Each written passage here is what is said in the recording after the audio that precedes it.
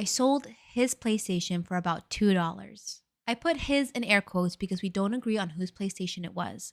I bought the PlayStation before we started dating. I only played Minecraft and Crash Bandicoot and so on. I wasn't using it that often and wasn't really attached to it. He, however, loved that PlayStation and couldn't stop playing Fallout and Elder Something and God of War for hours at a time. Really killed my soul because I had to do everything, and I had to get up several times a night to ask him to come to bed. We decided we needed to start walking in the afternoon. We needed exercise. But whenever I got ready and went for a walk, he would back out and stay home to play games instead. I was getting really annoyed. One Saturday morning, I decided to walk to the nearby shop to get bananas.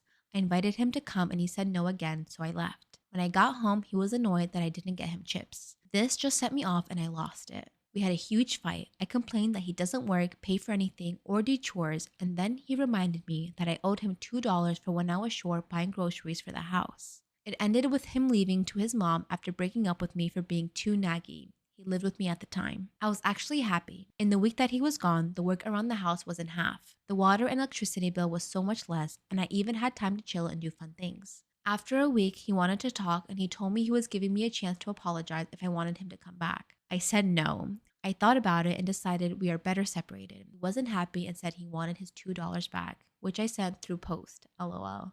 He contacted me again and asked when he can get his PlayStation. I said, I sold it for $2 to pay you back, and he lost it, saying I had no right to sell his PlayStation. I reminded him I bought it long before I met him, but apparently since I wasn't using it and he was the only one using it, it means it's his. The only reason why I wasn't using it was because I was doing all of the chores and never had time, and when I did have time, he didn't want to give me a turn. I didn't actually sell it. I just told him I did, but his mom contacted me and apparently he is really taking it bad. He has hours of saved games on it and it's a whole story now. So, am I the asshole? Should I come clean and just give it to him? Hell no, make him rot, make him suffer, then make him think that all of that stuff is deleted. Am I in the wrong for rejecting my boyfriend's proposal because I lose my health insurance and alimony? I, 44 female, divorced my ex-husband, 47 male, 2 years ago and have been dating my boyfriend, 45 male, since. My ex and I were fighting a lot, but the divorce was less litigious than expected. My ex-husband, James, and I were married for 21 years. In the state of Massachusetts, I, as his ex-spouse, was able to stay on his group health insurance. In addition, the judge ordered that since I stayed home to raise our 4 kids, 21 male, 19 female, 18 male, and 16 male, that I get alimony for life, or until only I, not my ex, got remarried. In terms of health insurance, I'd lose it if either James or I were married.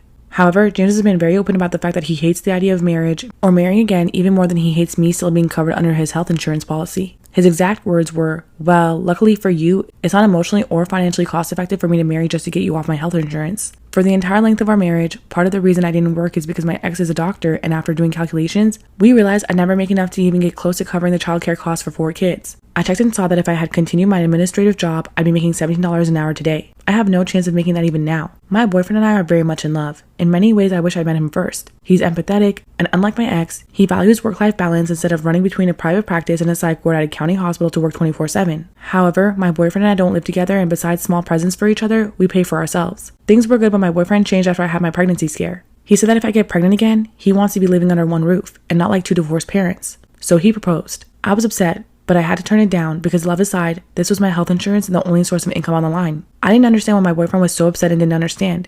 He is a case manager at a nonprofit and we'd be living on half the income I'm currently living on if we take out child support. And that is bound to create tension on both sides. Just want to add, we can't move in together either, as the archaic family court laws would see and assume that my boyfriend and I would be sharing finances, or I would be in some way supported by my boyfriend by the fact of us moving in together. If I could move in together with him and not lose my benefits, we'd be doing so. So, am I in the wrong?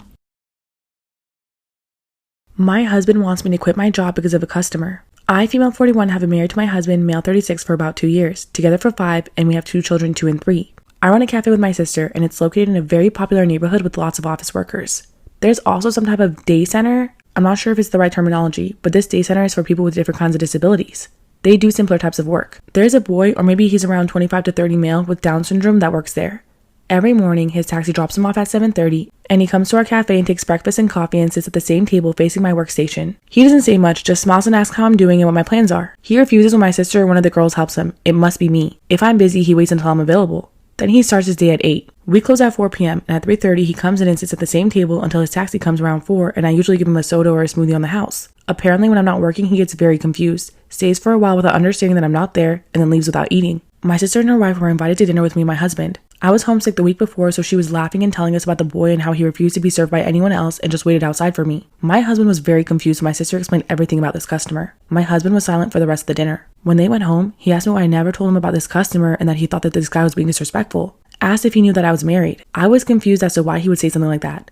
Then he became angry because I said that he had Down syndrome, and he meant that there are functioning people with this syndrome and that I was being prejudiced, not him. I told him that I was aware of that, but this boy in question seemed to appear to be much younger, and when he started, one of the people working in the day center noticed his behavior and came to check and see if he was making us uncomfortable, and he explained that he had a mind of an 8-year-old and is a creature of habit. At the time, I told him that he was a very polite and pleasant to have as a customer. My husband wasn't happy about it.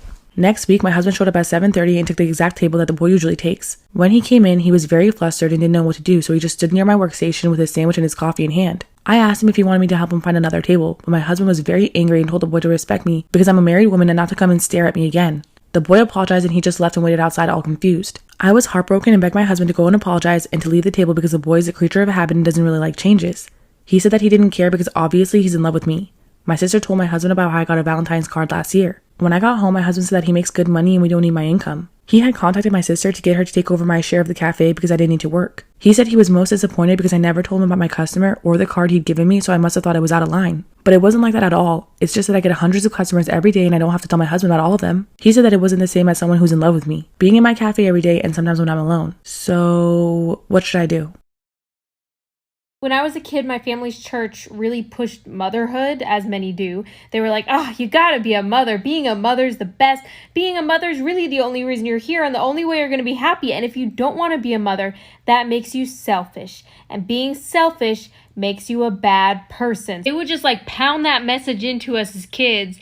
And then one day, a mother went rogue. It was announced on Sunday that we were going to be learning about motherhood. And they said, and we have this lovely woman, this lovely mother, who's going to be speaking to you today about the joys of motherhood. And she got up in front of everybody and she was like, this is the truth about motherhood. It sucks. It is not a good time. She just popped off and she said, when I was a little girl growing up in the church, everyone said motherhood's so amazing. And they didn't tell me it was hard. They didn't tell me that it sucked. And I thought one day I'm going to be able to teach these girls that motherhood is so hard. She was like, do you girls have hobbies? Do you have things you like to do? Because you're not going to be able to do them when you're a mom. You're going to be too busy. There are going to be too many kids. You're going to want to go for a run in the morning, but you can't go for a run in the morning because you have to stay and take care of the kids. But your husband, he can go for a run in the morning before work, but then he won't stay and watch the kids while you run because he has to go to work. And then you're home with the kids all day and you can't even do the things you like. And you're tired and you can't get up earlier to run because the kids were up all night asking for water and puking. And we were all just sitting there like, because our whole lives, everyone was like, being a mother will cure your depression. Being a mother will make you successful. Being a mother will unlock the gates of heaven. Like, all you need to do is be a mother and you'll be happy forever. That's kind of what they tell you. But now this lady from the church was like, I just hate being a mother sometimes. She said that. And I leaned over to the girl sitting next to me, who was her daughter. And I was like, are you okay? And she just shrugged and she said, yeah, she's going to pay for my therapy later, so it's fine. Am I wrong for denying an older woman shelter from a storm? I, 23 female, am an avid hiker in Australia. Last week, I encountered a middle-aged woman about 50 years old as I was coming off of a trail. She was walking in my direction as I came out of the bush, and it was really strange to see her. The sun was almost down and the weather was beginning to turn, and also this was an intermediate collection of trails at best, difficult even for me at worst, and she didn't even look super athletic. The point is, my weird radar was going off already. So she walked up to me and stopped, standing way too close for my comfort, and gestured towards the clearing where my car was parked. She asked me whether it was my car with no greeting or anything, and when I looked over, something made me uncomfortable. There were absolutely no cars other than mine in sight, and the trail I was on isn't crazy far from civilization, but it's not a walk away. It's one of those highway rest stops that's there for the trail and a few parking spots. No way she could have gotten there without driving. Am I wrong for denying an older woman shelter from a storm? So to recap, there's no way she could have got there without driving. I let her know that yes, it was my car, to which she responded something like, perfect, there's a storm coming. I can't be caught in it and I need to get home. It seemed like she had already decided what would happen without waiting for my response, and she started striding for my car. And I'm so glad I always lock my doors because she would have hopped right in. I tried to explain to her that I wasn't sure if it was a good idea for her to hitchhike and asked why she was here in the first place. When she realized the door was locked, she gave me this look of anger and frustration and started ranting the same stuff. I need to get home. A storm is coming. I cannot be caught in it.